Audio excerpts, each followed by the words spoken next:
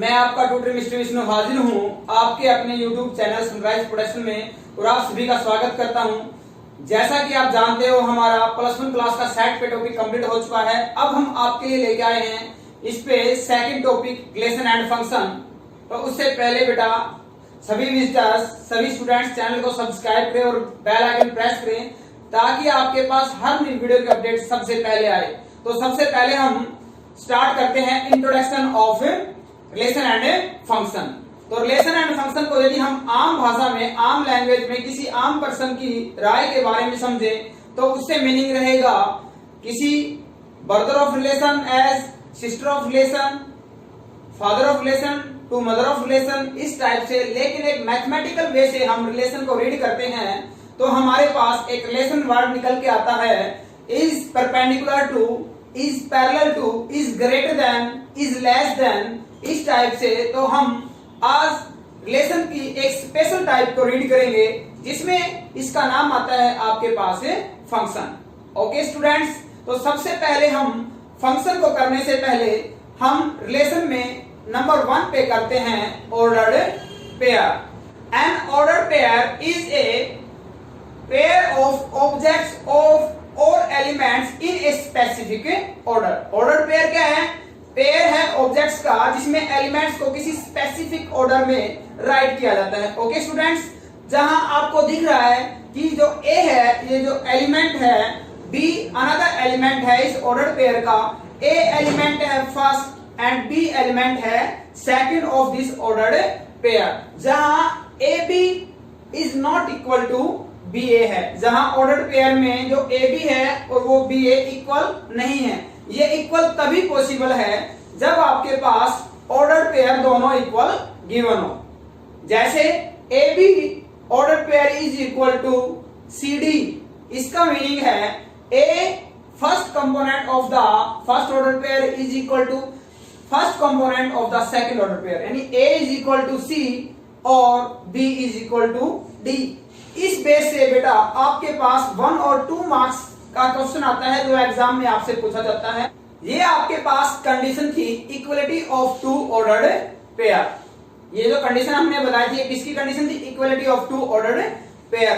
Cartesian product of 2 set for any 2 set non empty A and B, A cross B represent the Cartesian product of set A to set B, where small a is the element of set A and small b is the element of set B, then this Cartesian product is represented by, also it is written as cross product with first element of set A and after that in the ordered pair element of B, जहां पहले हम set A के element को रखेंगे और उसके बाद हम सेट B के एलिमेंट्स को रखेंगे। इसी प्रकार से हम इन ऑर्डर पेयर को हम ग्राफिकली भी रिप्रेजेंट कर सकते हैं। ओके, तो ये जैसे आपको ये जो ऑर्डर पेयर है 1 2 3 4 एंड 1 1 5, इसका हम ग्राफिकली रिप्रेजेंट भी कर सकते हैं। If n of a has 2 elements 1 and 2, n of b has also 2 element 3 4, जैसे सेट ए में एलिमेंट 2 है आपके पास, सेट बी में एलिमेंट 2 है आपके पास। What is the number of element in order pair of N of A cross B? तो ए क्रॉस बी में एलिमेंट क्या रहेंगे आपके पास?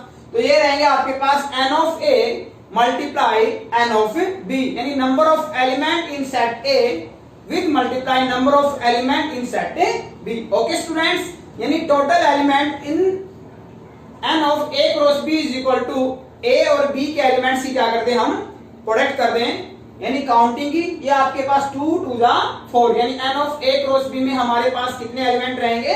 4 एलिमेंट रहेंगे। यूनियन, इंटरसेक्शन, इन पे भी हम इन ऑर्डर पेयर की कंडीशन को अप्लाई कर सकते हैं क्रॉस प्रोडक्ट में। ओके, तो अब हम हमारा एक्सरसाइज जो 2.1 है उसका फर्स्ट क्वेश्चन अटेम्प्ट करते हैं जो आपके एग्जाम में 1 से 2 मार्क्स में 101% आएगा। नंबर 1 है आपके पास, इक्वलिटी पे बेस है ऑर्डर्ड की x+1 y minus 2 equal to 3 1। Order pair equal है, इक्वलिटी का बेस है इसमें। तो फर्स्ट ऑर्डर पेयर आपके पास है, फर्स्ट एलिमेंट फर्स्ट के इक्वल और सेकंड है by equality of two ordered pair x plus 1 is equal to 3 and y minus 2 is equal to 1। तो x की वैल्यू इधर से क्या आएगी 2 एंड y की वैल्यू क्या आएगी 3 आएगी। इससे रिलेटेड आपका 101% एग्जाम में 1 और 2 मार्क्स में क्वेश्चन आएगा। फिर हमने सेकंड क्वेश्चन को उठाया बेटा। सेकंड क्वेश्चन है आपके पास, ये कहते हैं भी A सेट है 1 3 5, B है आपके पास 2 3। कहते हैं A क्रॉस B और B क्रॉस A इक्वल नहीं है, ये आपको प्रूव करना है। तो A क्रॉस B से मीनिंग क्या है हमारा, पहले A के एलिमेंट और फिर बाद में B के एलिमेंट। तो A का एलिमेंट क्या और फिर पहला क्या बनेगा 1 2 1 3, फिर 3 से 3 2 एंड 3 3, फिर आपके पास 5 2 एंड 5 3। अब हम निकालते हैं B क्रॉस A। पहले किसके एलिमेंट रखे जाएंगे B के भी।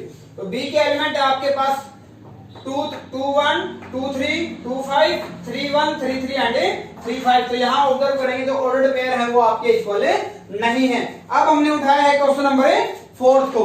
ओके, फोर्थ में आपके पास सेट A है, x किस फॉर्म में है, सेट बिल्डर फॉर्म में है।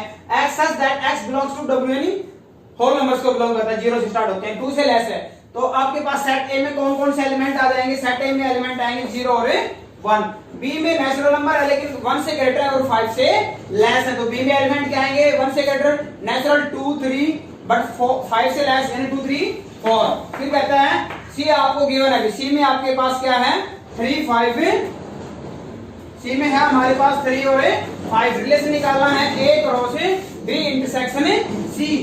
तो A की वैल्यू हमने आ रहा है कि क्रॉस B इंटरसेक्शन C आपके पास ये रहा। B और C का इंटरसेक्शन क्या आएगा, क्या कॉमन है दोनों में 3 कॉमन है। तो यहाँ से ऑर्डर्ड पेयर क्या आएंगे 0 3 एंड 1 3। ये आपके पास किसकी वैल्यू आ जाएगी A cross B intersection C की वैल्यू आएगी। नेक्स्ट क्वेश्चन उठाया हमने 9th क्वेश्चन, मोस्ट इंपोर्टेंट है, 2 मार्क्स में पक्का आएगा।